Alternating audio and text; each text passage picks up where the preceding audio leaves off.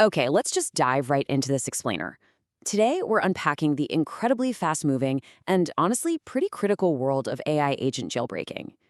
We are way past the days of simple chatbot tricks. Where people were just trying to make an AI say something funny or inappropriate.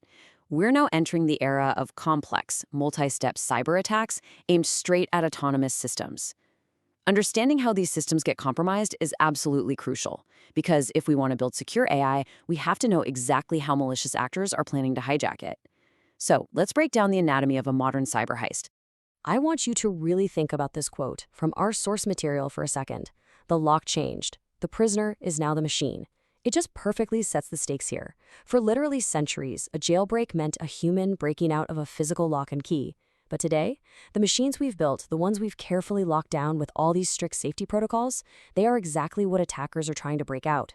The AI itself has become the prisoner that hackers want to liberate, but obviously for all the wrong reasons. Here's our roadmap for today. We'll hit the paradigm shift of modern jailbreaks, the attacker's methodology, a real-world exploit in action, the framework of chaos, the distributed threat, and wrap up with the D3 defense triad. All right, Section 1, the paradigm shift. Let's look at how the very definition of a jailbreak has totally changed. It's wild to trace this evolution. We started with the literal physical concept of a prison escape back in 1735. Then jumped to 1999, we get the first computing use with a software sandbox escape.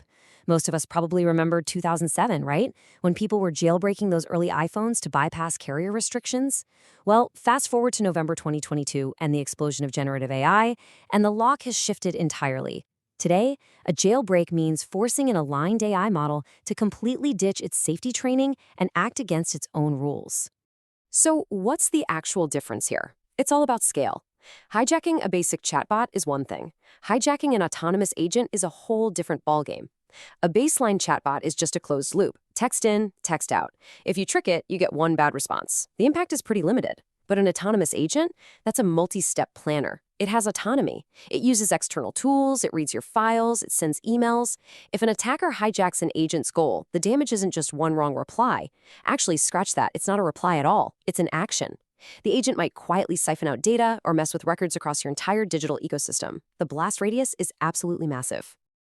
Moving on to Section 2, the attacker's methodology. Let's get into the mindset of a modern cybercriminal.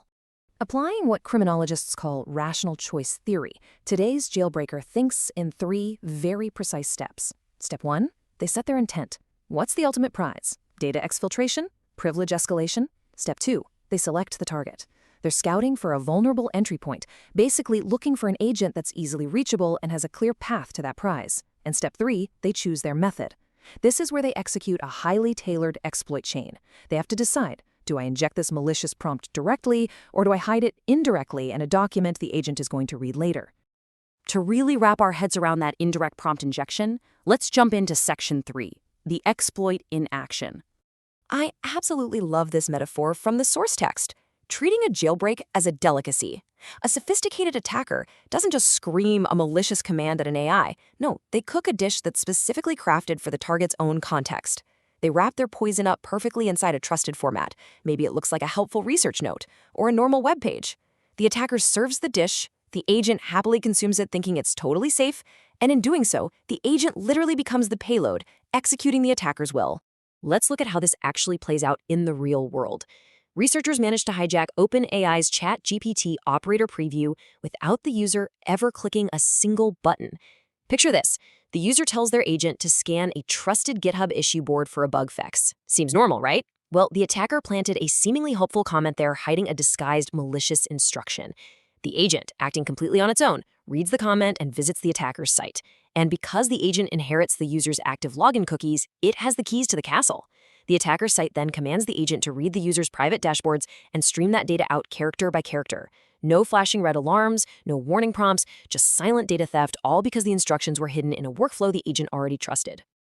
Okay, Section 4, the framework of chaos.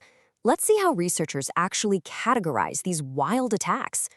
The source text maps this out using the Jailbreak Perturbation Framework, or JPF. It basically groups the attacks into 3 operational families. First up, character level. This is atomic mutation, messing with raw symbols, like using leet speak or throwing dots between letters to spell the word harm. Second is token level, which targets words and phrases using synonym swaps or just reversing words entirely. Finally, you have the most advanced one, structural perturbation. This changes the whole macro framing of the prompt. We're talking complex role-play scenarios, or splitting a malicious payload across multiple turns in a conversation so the safety guardrails never actually see the whole picture at once. Now, here's the really crucial takeaway. A successful attack is rarely just one lucky guess. The text defines it as an iterative search. The attacker uses that framework we just talked about to systematically mutate the input. They tweak the characters, they swap the tokens, they shift the structure over and over again, constantly probing the model's safety layers. They do this until they find that exact structural crack that forces the AI to break. It's a highly calculated, almost mathematical search for weakness. So what happens when this scales up? That brings us to Section 5, the distributed threat. Attackers are getting smarter, and the text highlights a genuinely scary new technique called distributed diffusion of jailbreak, or DDJ. Instead of just hammering an agent with 100 prompts in a row, which, let's face it, is super easy to block, DDoJ scatters asynchronous, disconnected probes across multiple agent tools. And they do this over wide temporal bounds. We're talking hours, sometimes days.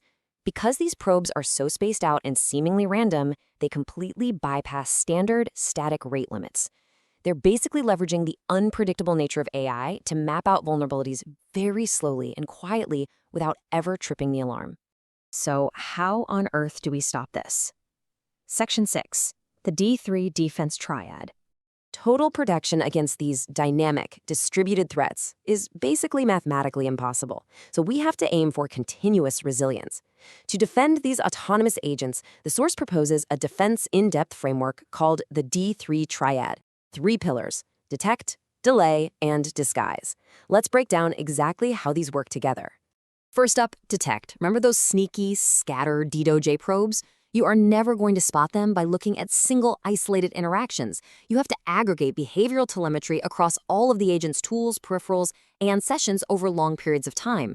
By doing this, what they call space-time telemetry correlation, defenders can actually reconstruct those sparse attack trajectories and finally see the big picture of an attack that's been slowly forming over several days.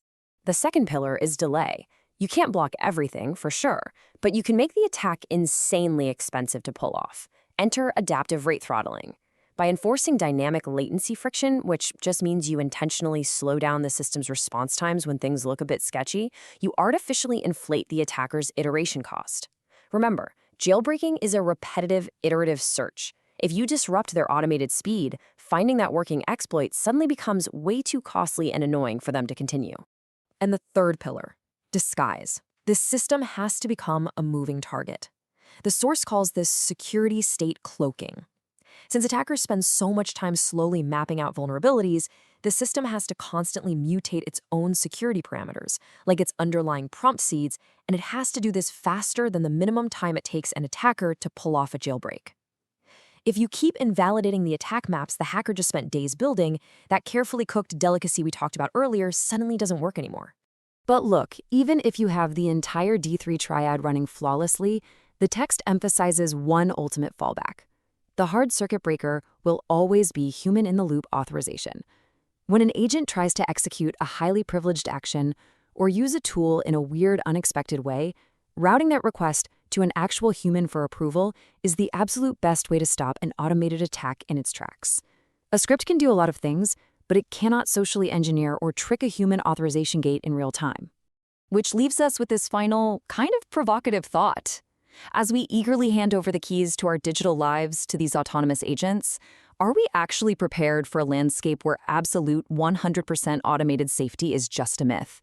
How secure is your data, really, if total defense without a human in the loop is mathematically impossible? It's a huge question and one we all need to seriously think about as we settle into this new agent era.